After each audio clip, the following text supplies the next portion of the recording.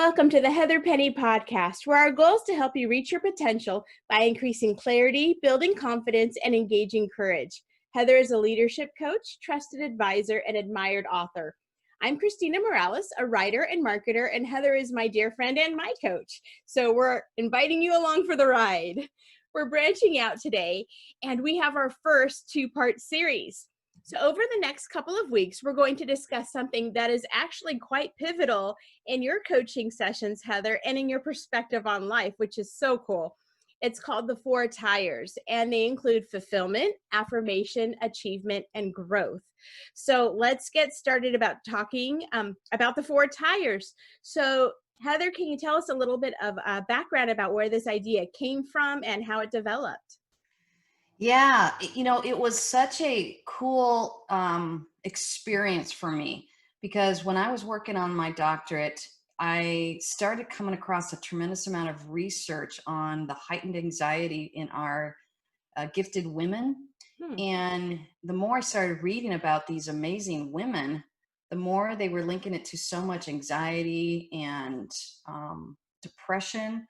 And so I started reading more and more literature on women and where they were leading and moving in life. And I started realizing all they kept saying was over and over of, yeah, this is becoming a social epidemic. This is becoming a real unique phenomenon. Our women are really dealing with a tremendous amount of anxiety and depression. And then at the end of each of the articles, they would say more research is needed. And so I decided I was going to be that more research. So cool. That's awesome. Yeah.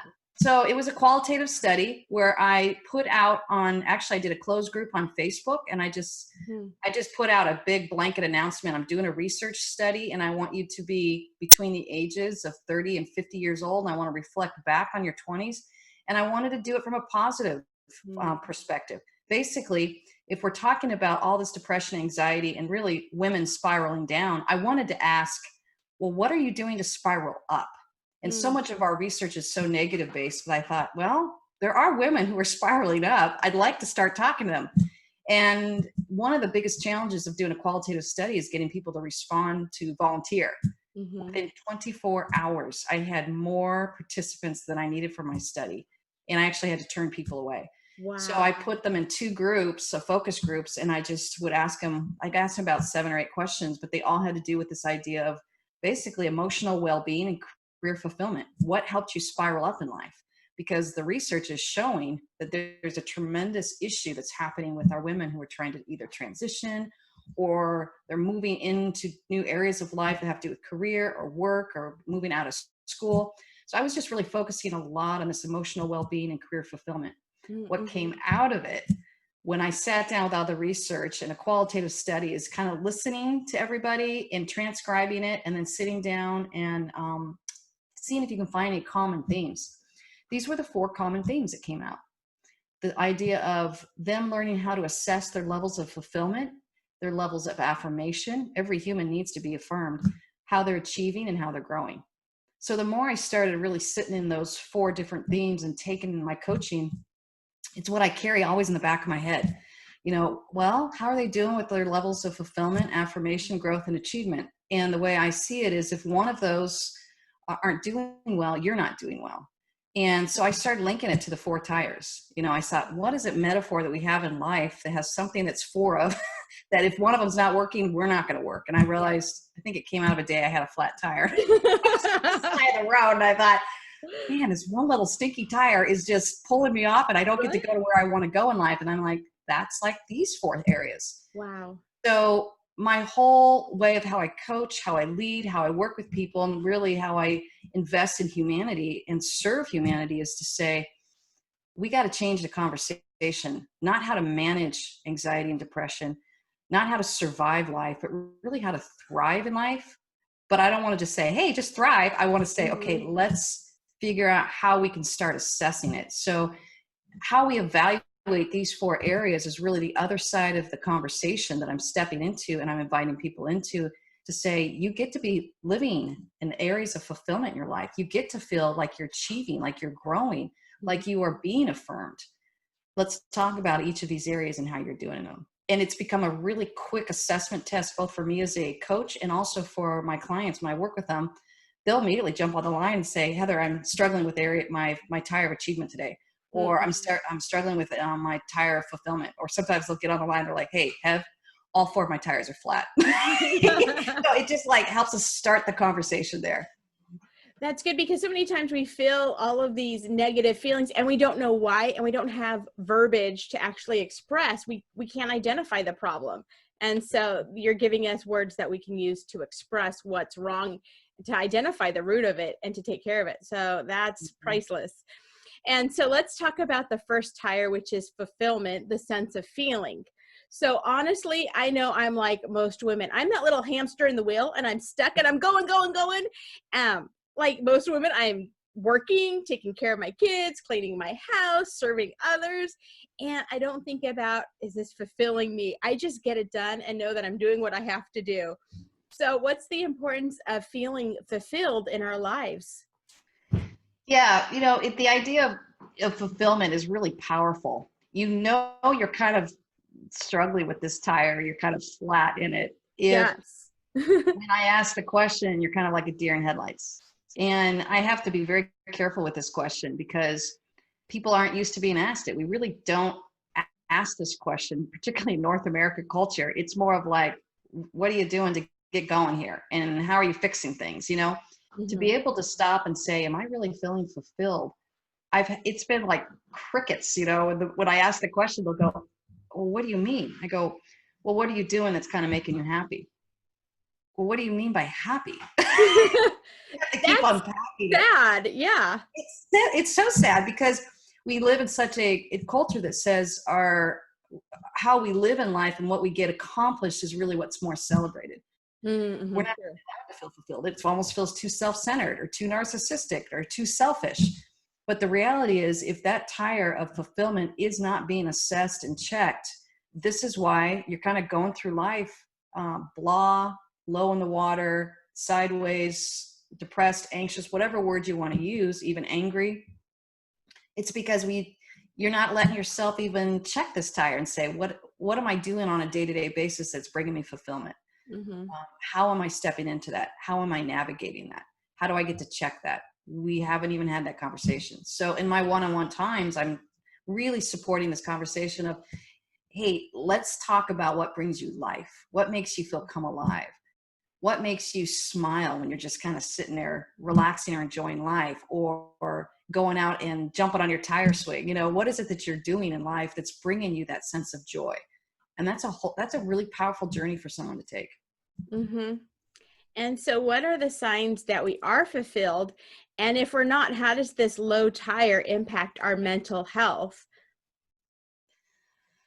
Yeah, I've got a great example. Just yesterday, I was on the phone with this really amazing working mother, and she's working so hard in life. She's got 3 young kids, and she's jumping back into the workforce, and she's trying to balance all those spinning plates that women Yep. balance when they're working. And one of the things that she said was, "Oh, I'm so tired. I could just go take a nap." And I literally said, "Can you?" Because that's always my first question, is like, "Can you?" Because if that's what you're feeling, I want to support you doing it. And of course, you know what the answer is. Oh, of course not. And she goes down this litany of everything she has to get Right. done. But then she lingers on, but my boss did say, hey, I know this is really a lot to come back to work, and I want to help you take time for yourself. So if you need a day off or mental wellness day, please take it. Wow. So she says that, and I think this is what I'm realizing is there's always an out. You just have to recognize if you're going to have the courage to take that out. Mm-hmm. So we started the conversation that way. I said, well, can you take that? I said, oh, that's perfect. You love your boss. Have you taken any mental days? No. This sounds like the perfect day to do it. Right. She couldn't do it at the beginning of the conversation, but I wasn't done. I thought, Mm. okay, I'm going to table this. And I said, I'm going to table this question right now. Let's have our conversation. At the end of the conversation, I'm going to ask again, can you take a day off for you to go jump on your tire swing, to go take care of your heart today? So she laughed. She goes, okay, we'll ask at the end. And I think what's so exciting is at the end of the conversation, of course, she's like, I think I'm going to do it. I think I'm Mm-hmm. going to go take this day off for just me. And I say, yeah, that's what your tiredness, your exhaustion is telling you. Don't wait till you drop or you're sick or your body's just saying, Right. I refuse to go on anymore. listen to it. I promise you're not going to do it every day. You're not going to get lazy. You're not going to just check out of life. But maybe this day you need to take it for you. It kind of blew her mind. Like, I'm allowed to do that. So it was really cool. She wasn't able to decide at the end of the conversation. So I said, okay, your action step is to think about it. She goes, yeah, I want to think about it. And I said, just, will you text me either way? And I said, no judgment. I will support you either way. Mm-hmm. She texted me about 30 minutes later. She goes, I called my boss and I'm taking it. I'm taking a mental health day. And I just said, yay, good job. And I have no idea how her day went. I can't wait to get on the line with her next week. But I was just so proud of her, because out of that will flow her best self as a mother and as an employee and as a wife and as just a human being, all coming from a sense of fulfillment. Do you think that, I'm not just pointing out her, but a lot of us, we feel like we're going to let somebody down. It's false expectations, a sense of importance. Like we've talked about this before. I'm the only one that can do it, so I need to be there. Why do we have such a hard time? And you gave her the permission, and we've talked about that too. Like, we need permission to take care of ourselves. So what do you think is the root of that? Well, I do think it's this false belief, and you've heard me talk about our beliefs, but it's this false belief that if I take care of myself, it's selfish, or I will let people down. We have to start stepping into a true belief that says, when I take care of myself, I offer my best self to the world. That's and clearly you can take either one to each extreme. So that's not what I'm saying at all. But for those of us who are struggling with giving ourselves the permission, I would say, yeah, you probably want to check your beliefs. You're starting to feel like almost, on the worst day, it's almost a Messiah complex. That's what I tell myself. I'm like, you're not the Messiah. You can't save the world, Heather. Like, you can only give what you're supposed to give. And if you don't take care of yourself, you're not going to be able to offer your best self. So, I too struggle with this. I get stuck on that hamster wheel, and I get stuck with, I don't want to let them down. I won't disappoint. And so there's so many things to hold, so many pressures to hold, but I think you have to hold on to this deep core belief that says, out of my checking my fulfillment, and out of my personal sense of well-being, is only where I can offer my best self to the world. And it also feels like nowadays, like, the women have to do it all. We have to be working and mothers and have the perfect, like, Magnolia home and bake like Martha Stewart and look like Jennifer Lopez, who's 50. Like, we have all these expectations. And so we're not fulfilling ourselves because we're meeting all of these expectations that society, and even not even society, but we think we have to fulfill. And that's just so wrong, and it's unrealistic. Yeah, it's unfair to us. It's unfair. Here's what my hope is. I turned 50 this year, but I think for the second half of my life, my hope is really to age gracefully, not in the way of just the external, but to be able to say, I get to step into what I want to give my time and my attention to. And I would hate to come to the end of my life and realize that I gave 80% of my attention to having the perfect exterior. And I think it's really easy for women to get hooked into that, but what they don't realize, it's a false sense of fulfillment. Focusing on your wrinkles and everything else. And don't get me wrong, I'm all about look your best self and whatever you need to do. So I don't want to ever feel like I'm coming across judging, but I also feel like I want to give women the permission to age and to focus on things of value and to simplify their life. Whole foods, just good, clean exercise, and just taking it in a way that is a pace for you. So I think what's been fascinating, though, is with this research, I work with both men and women now. I am amazed at how much of this is crossing over to men as well. I work with a lot of men. The majority of my practice now is men. So it's been fascinating to hear them say, oh, I get the 4 tires. I totally get that. Perfect. I got it. And they're off and running with it. And I think it's so concrete. But they'll jump on the line and say, okay, what do I need for fulfillment for myself or for my marriage or for my family or for my employees as a leader? It's a really powerful conversation tool to check fulfillment all the way around. And that leads perfectly into my next question. Do we need to assess fulfillment, an area of our life to find that contentment? Our professional life, personal life, our recreational, like you love to paint, I love to sew. So do we need to check that do we need to stop and analyze these different areas and say, are we being fulfilled in this? Yeah, you're right on. When I do workshops on this, I have several questions that are connected to fulfillment. Like, what am I feeling? What brings me joy? What helps me rest? These are great questions that are connected to our sense of fulfillment. So we just haven't learned how to assess that. And I think my goal is to help empower people that you get to assess this tire of fulfillment. There are 3 other tires that you want to keep assessing, but it doesn't matter which one you start with. So if you're gravitating to the sense of fulfillment, it's really powerful. I was talking to a gentleman yesterday though, and I just introduced this concept to him. And sometimes I introduce it and I go, I don't know if it's going to click or if they're going to get it. He got it within a couple minutes. He goes, oh my gosh, I know exactly my tires that are flat. It's fulfillment, growth, and achievement. And he went on to tell me about it. And I was so fascinated that he made that connection really quick. And I said, what about the affirmation tire? He's like, no, I'm good there. So he had the ability to already assess it. I just kind of gave him the language. So then it took that conversation to a whole nother level where we're able to talk about those 3 tires. And I said, oh, well, then we know what to talk about. We want to talk about why we're not getting traction in your growth and in your achievement and in your fulfillment. So it's just a really powerful way to engage in a conversation and to empower people. I'd love to see this transfer over to kids. I'm an educator. It's where I started out with, to teach our kids who, again, the studies are showing the anxiety and the depression is going up with their kids. I think to help them understand this, how to assess fulfillment, how to recognize, how to help parents and kids to talk about it so that the kids aren't holding it and bottling up their sense of fear and anxiety in this world, that it's coming at them at such a pace that, you and I didn't have to grow up with this. We have to help kind of keep up with everything that's coming at them. We have to help keep up with some thriving language that helps them really understand what they're feeling, how they want to move forward in life, and why it is that they're kind of stuck. And how do we assess whether we're being filled? Let's say at work, like what questions should we ask ourselves? How do we stop and pause and assess whether this tire is full or flat and how to put air in it? Yeah, real simple ways. Do I like what I'm doing? Okay. I'm surprised at how many people don't stop and ask that. Sure. I was talking to a leader yesterday. I had a lot of great examples yesterday, so I'm glad we're Perfect. they gave me a lot of rich stuff.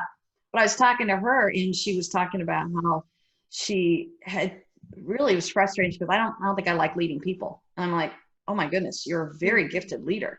I think you're struggling with leading this type of individual. Once I helped her separate that out, she goes, oh, you're right. I really like leading this type of individual and I struggle with this type. And I said, perfect. You just want clarity on that. Versus I think she was feeling like she was failing with this other type of individual leader that wasn't a click for her. And so she just thought, well, I'm not a good leader of leaders, or I'm not a good developer of people. And I thought, you don't want to make that agreement. You want to be able to check with your fulfillment and recognize that your fulfillment gets to be connected with who you hire, who you lead, who you work with. And you get to honor that piece. That was a whole new concept for her.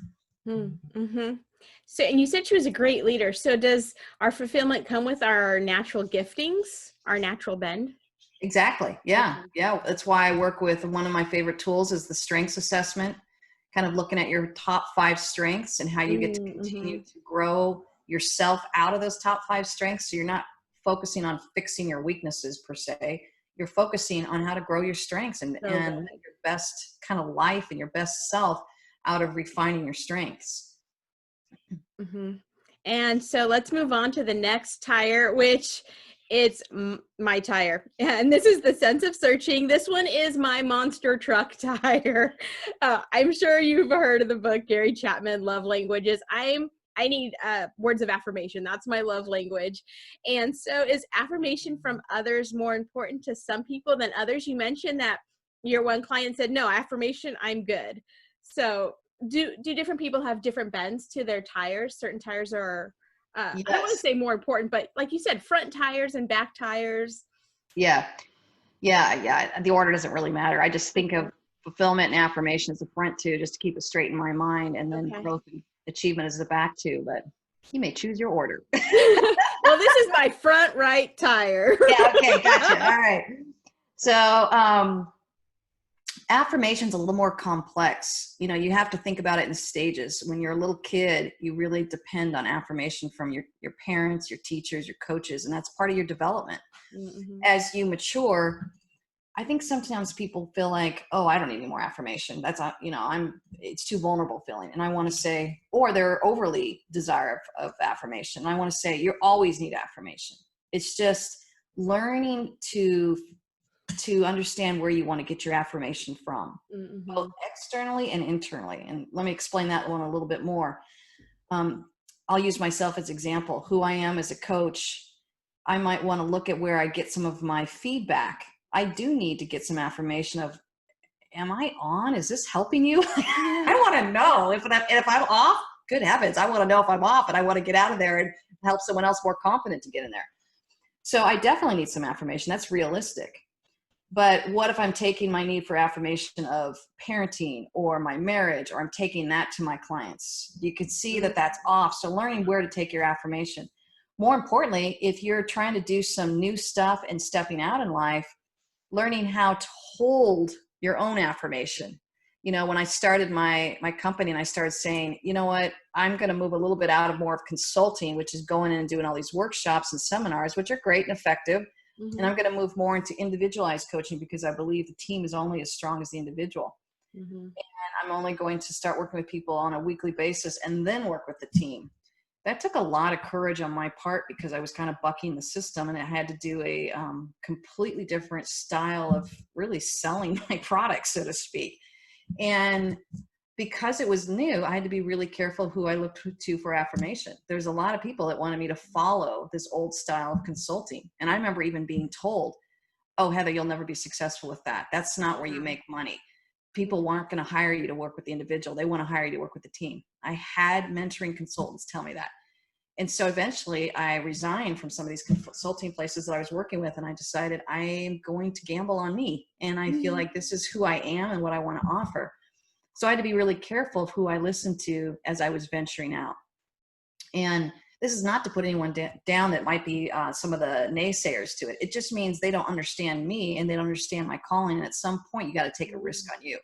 So at that point, I had to kind of hold the affirmation for myself and a couple really close friends in my life, including my husband, that says, can you help me hold this? Because I'm taking a big, massive risk here. And I am really nervous. And this is taking all the courage I can summon. And I'm not sure I'm going to be successful. Will you still be in this with me? And so honoring the risk, honoring how you step into that. And of course, I had some really cool successes and I had some beautiful failures that I got the opportunity to improve and learn from. This is all stuff I tell my clients. So I try to tell myself this too, but I truly do believe it. It helped refine me. So the affirmation piece you can see is so much more complex. Mm-hmm. When you're asking yourself, how is my affirmation doing? You want to ask really quickly on the heels of that, who am I getting my affirmation from? Who am I looking to? One of the hardest things is to realize you're trying to get your affirmation from the wrong people. When I realized I was looking to certain people to affirm my decisions in life, and I realized they were not affirming it, and they were actually criticizing it and judging it, I had to step away from it. I had to make a choice. Am I going to step in toward what I know I'm supposed to do and hold the affirmation for myself? Or am I going to try and listen to these other people and make them happy? At some point, each of us have to make that choice in our adult life. Mm-hmm. That's true, because we're not going to please everybody. And we're going to get these nails in our tires that take the air out.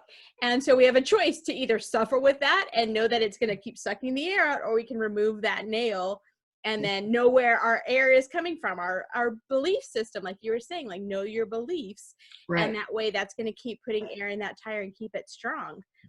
And so how do we ensure that we get enough affirmation that we need? It's easy to say to our spouse or to a close friend, how am I doing in this area? Like you said, Darren, I'm going to do this. Can you keep affirming me? But how do we get others that we have to deal with, like our boss or family members? How do we get them to affirm us like we need them to? Like, let's say you have a project and you're asking your boss, am I on the right track? What are some words that we can use to get those words of affirmation? I think you can just ask, is this helping? Okay. I've learned to just ask that straight out. Is this helping? And it's or that simple. that That's simple. awesome. It's that simple. But you got to make it safe, you know. Okay. And when I ask clients, I'll say, I want to help. So I communicate my intent, but then I say, I want you to tell me if it's not helping, and it's going to be okay. I'm not going to shame you. I'm not going to emotionally punish you and withdraw from you. I'm not going to reject you. I'm not going to start yelling at you. I truly want to know. Mm-hmm. So please give me that feedback if it's helping, if it's not. At the same hand, I have to hold it with, okay, I've been told sometimes something's not helping, then I have to listen to it. And maybe it's not helping and I want to listen to that. But I also have to hear, oh my goodness, they don't want me to talk about this issue because it's so uncomfortable. And so if I give in to that and I just look to them for affirmation, I don't hold my own affirmation of saying, okay, I'm going to run it through my own affirmation filter. I have to say, oh, I understand. I think what's happening is there's a level of uncomfortableness, and that's associated with growth. Okay. So I want to honor that and respect that. But if I back off on this, I'm not going to do you any favors. Mm-hmm. So you see how you're holding that affirmation so carefully with yourself and with others. And it's kind of this duality that you're constantly holding that awareness within you. And we tend to over course correct. We'll hand over that power. What? I'm doing great. Awesome. I'm doing great. What? I'm doing terrible. I'm doing terrible. So we hand that power over. As we mature and age in life, we want to hold that tension of holding that affirmation within ourselves and also inviting other people into it. But then you have to decide, you have to really decide if it's safe and it's effective feedback. And that gets harder and harder as we age, but I think it also gets easier and easier. What a conundrum. But that's so true, because we give them our identity. Okay, I did a good job. I'm a great employee. And then the next day they can go, oh, but you need to do this. Oh, I take everything so personally. And so I need to just learn, like, okay, this is who I am. And it's who I am internally, not all of these external factors per se from random people. Of course, like your husband and your best friends. So you need to evaluate who you let in your inner circle. Yeah, and where's this feedback coming from? Do I value this feedback? How much weight do I want to give this feedback? These are questions I ask. Mm-hmm. How much do I want to let this affirm me?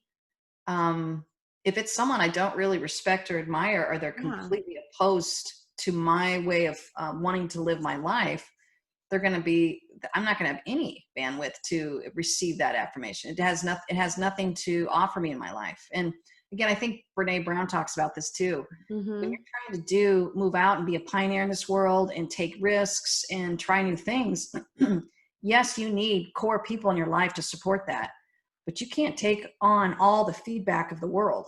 Yeah. And she talks about having just a small card she keeps in her wallet, I think of 6 people. I really emulate that. I think, okay, who's my core people around me that if they say, hey, Heather, you're off, I want to hear them. If I'm trying new things, there's going to be plenty of people who are going to say I'm off because they don't get it, and that's fine, and they don't need to get it. That's awesome. We could talk about this for hours, but that's all the time we have for today. Oh, I want to keep going. Hey, it goes so fast. I know. And I'm eating this up because this is my issue. And so I love talking to you about this. And Heather, you're one of my core 6. So thank you so much. Thanks, Christina. Well, I have an idea. We'll bring on maybe some other people to help kind of talk about it. Oh, that would be so much fun. Wouldn't that be fun? Yeah. Yeah, that would be really fun. So join us next time when we address the other 2 tires, achievement and growth. Please subscribe to the Heather Penny podcast. And for questions, comments, and resources, please visit heatherpenny.com. Remember, to live your best life, you have to live intentionally. Have a great day, and we can't wait for you to join us next time. Thanks, Heather. Oh, you're welcome. Take care, y'all.